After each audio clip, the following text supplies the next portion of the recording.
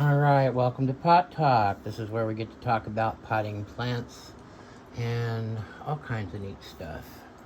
So you see I got a little potting mix here. I kind of needed it to help with some of the dirt that I didn't have.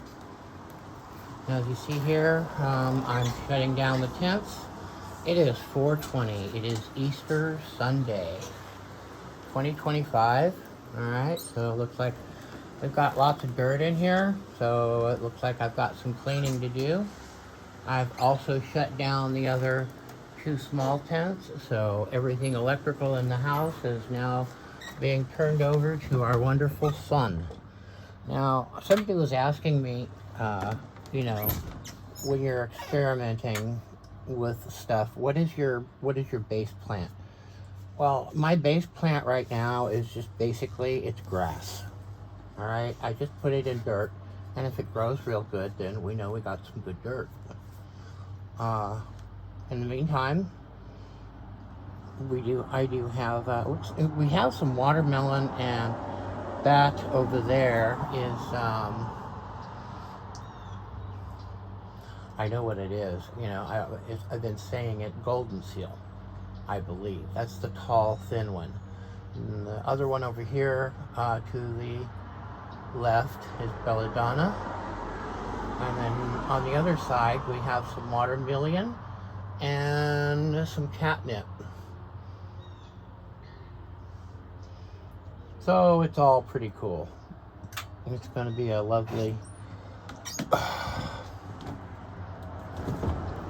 day. So the other thing that I have, and I don't know if I've done this very often, but I don't show my front porch very often. So here's some other stuff that we pulled out, and most of it is either watermelon, cucumber, or I think there might be, well, there's some lavender in there as well, and some basil. So this tall, skinny one right over here, that's catnip. But it's interesting because, see, I was trying to figure out the difference between the catnip and, well, the leaves are so similar. If you're not really paying close attention to it. See? That's a lavender. And that's how you know it's lavender. Now, how do you know if it's catnip? See that? Right at the top. Looks like it's like balls. Like pollen balls almost. But those aren't pollen balls. I believe those are going to be flowers. We'll find out when they decide to pop open.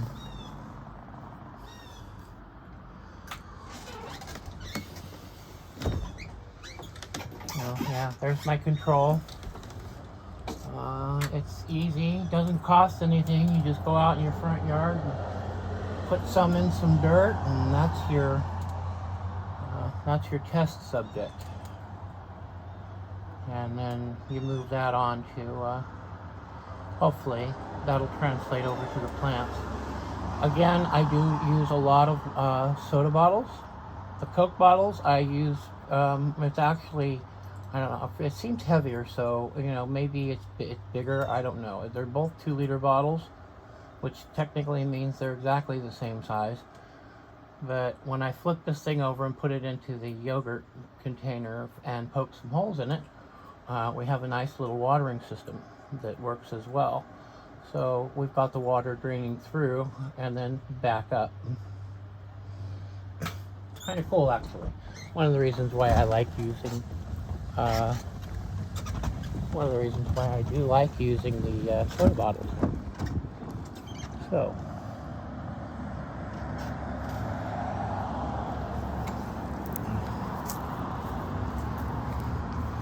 I know I'm getting old because I got a lawn. Alright, I know you guys can start squealing now. Yes, that is belladonna. And no, the deer do not touch it. They're smarter than most people today. And I'm not allergic to it. So I can handle it. I just have to be careful when I'm around other people when I am handling it. And remember, you know, don't use hot water when you're rinsing off from this stuff, because all that does is opens the pores, and then that just allows instant entry to any kind of poisons that are going to go into your system. Cold water, you want to close those pores. One direction only. Don't scrub, just push one direction only. I generally say down instead of up. So the flowers, okay, are actually what I'm after this year. And there's a couple of ingredients in there that I am after.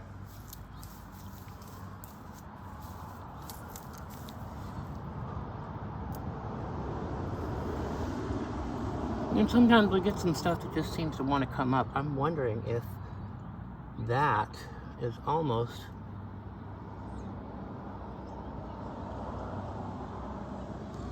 looking like belladonna, knowing how it pops up.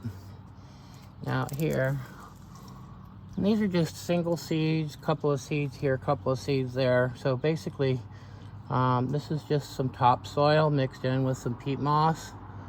And there might be some plants in here, so I thought I'd give them one last chance out here in the sun. And meantime, probably just crush the rest of it into the ground and add it to the mix. Peat moss is good for the dirt.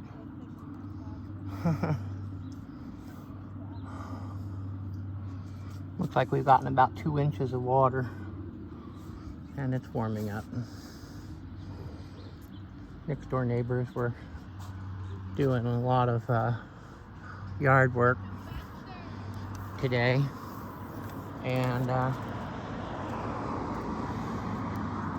kind of cool actually. I hope I'm still gardening in my 70s. Which, by the way, is only about 10 years away.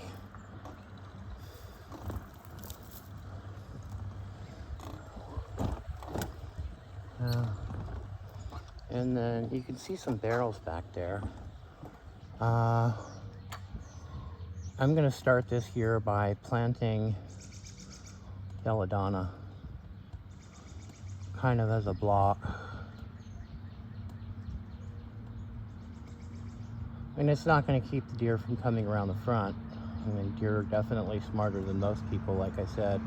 They're smart enough to stay away from the belladonna. And oh, by the way, somebody was saying that, oh, you're going to kill the deer. Now, that's a misnomer, and I'll tell you why. Because deer have a very efficient system when it comes to their stomach. And yes, they can eat belladonna. We don't know if it's like drinking alcohol or taking LSD or what, but it doesn't kill them. It has been known that the deer will actually go in there and eat belladonna if that's all that's there. But the idea is it's just there, and that's basically what's going to be there, and they'll know it. I mean, seriously, if they want to eat the belladonna, I say go for it. Do you know how many seeds these things produce? It's amazing. I mean, seriously amazing. I had 3 plants last year, and I'll bet you I got myself 500,000 seeds. Totally insane. So, recap. We have the tents have all come down. Well, they're not coming down, but they're being turned off anyways. Which means no more electrical use. So we had about maybe a month and a half of growing indoors. And making sure we got the bottles and the dirt to go with the seedlings. And you know what? My name is Granimear. I'm the gnome whose home is the black heart mushroom.